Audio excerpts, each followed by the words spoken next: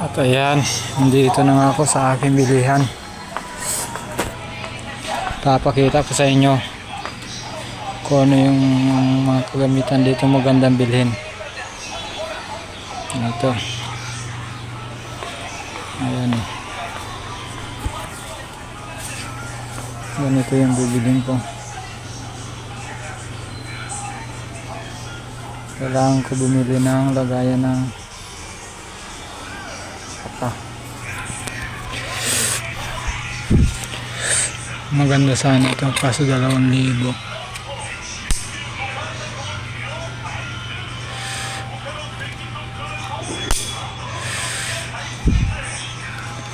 Ito yung pinag-iisipan ko.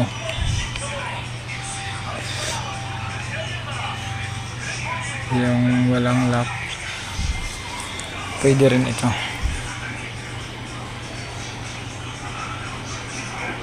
Bali, ano to? Ayun yung price niya. 1,075 kasama yung ano.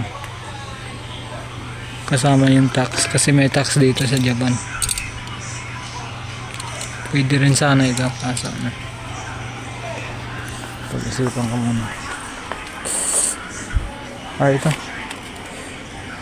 Meron pala dito. Ganito na lang siguro bilhin ko. Maganda yung ganito. Mas mahal. Bali ano 2,398. Pero mas maganda ito. Hindi sa gabal kasi yung ano.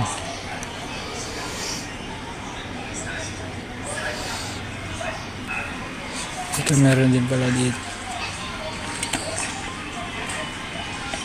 Ito meron din.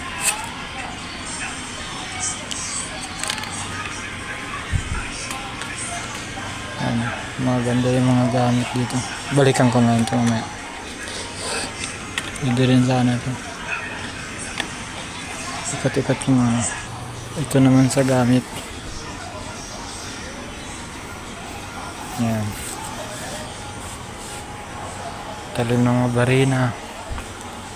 Marami lahat ng mga maliliit dito. Ayan. Yan ang mga gamit sa mga sasakyan. Pwede may mga seat. Yan. Ito adjustable. Yan yung price.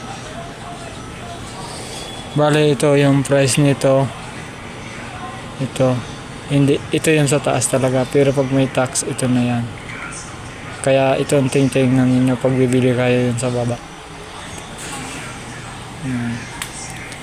Ganito kailangan ko rin itong bumili. Sa sunod na yan.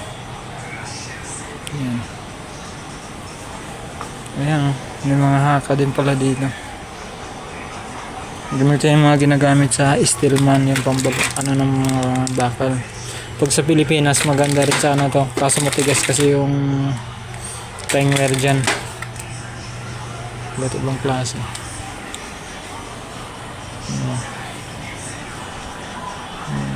Yung mga gamit matitibay na. Ayan o. Mga gusto magpabili dyan. Pwede na magpadala ng pira. Pang ano ng plano. Marami din dito. Ayan o. Sa plano. 1:50, mga 1:100, ganun. Sa mga welder dyan, ito mga eskwala, caliper, metro, ito maraming metro din. Ito planer. Kaso ang problema dito sa planer, kailangan ng ano, kasi 100 lang voltahe niyan. Kailangan ng mga ano dyan, marami dito. Circular yan, maganda. Mga grinder.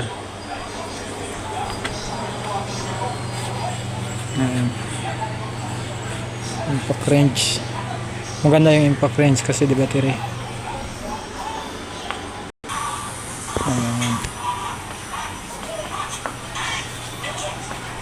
sa mga ano ng mga sasakyan. Sandalan.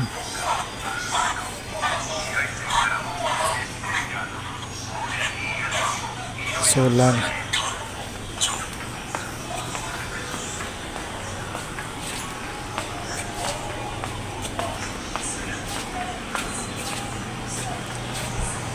Tali ng barena.